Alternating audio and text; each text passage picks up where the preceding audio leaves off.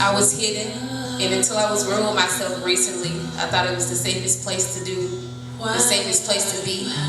And for a while it was. I had to admit that staying hidden for as long as I did wasn't just about self-protection. A part of me stayed hidden because I didn't want my ex to give the satisfaction that what she did was ever okay.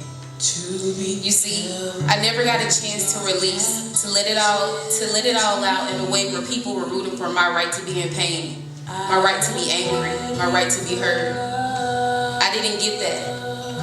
I became a sanctuary for her pain, her dreams, her fantasies, even the ones that didn't include me. I let her cry to me about people who she was dealing with, all while I was buried in the pain that she caused. I put myself aside so much that I stopped recognizing who I was. And everyone loved her, even while I was drowning in my darkest times. I didn't know how to show up as a victim to anyone but myself. I didn't know how to ask for space to release my pain the way I made room for everyone else to release theirs on me. Over the years, we've talked a few times, and each time it felt like a replay of our relationship. Okay, yeah, I know I hurt you, now what? As if the idea of hearing me out or sitting with my pain was too much for her to bear. I wasn't asking for anything big, I just needed support. I needed her the way that I had been there for her.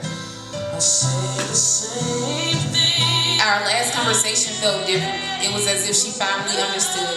She realized I didn't need her to fix anything. I just needed her to listen. To explore the pain with me the way we once explored our dreams. But by then it was too late for me.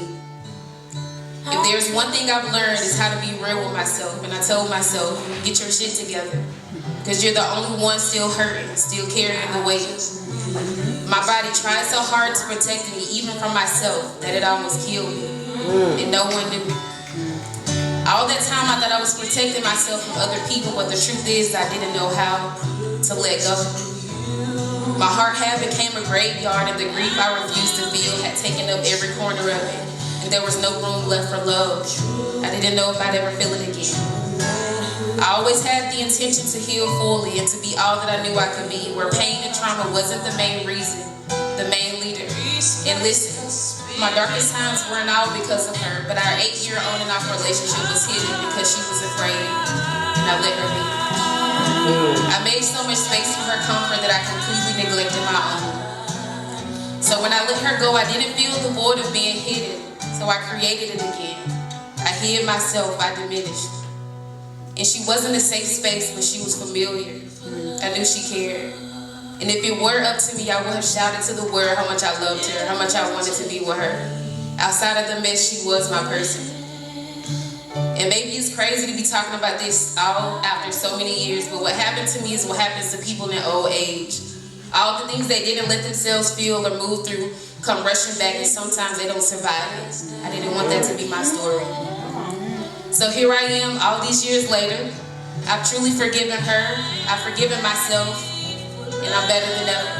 The best version of myself I always knew I could be, and continuing to get better. No longer hidden, no longer wanting to hide. I've given myself permission to show up exactly as I am, whoever any moment calls me to be. I am free. And because I have chosen to love again, I will spend the rest of my time here screaming it, living it, exuding it, until there is no more left.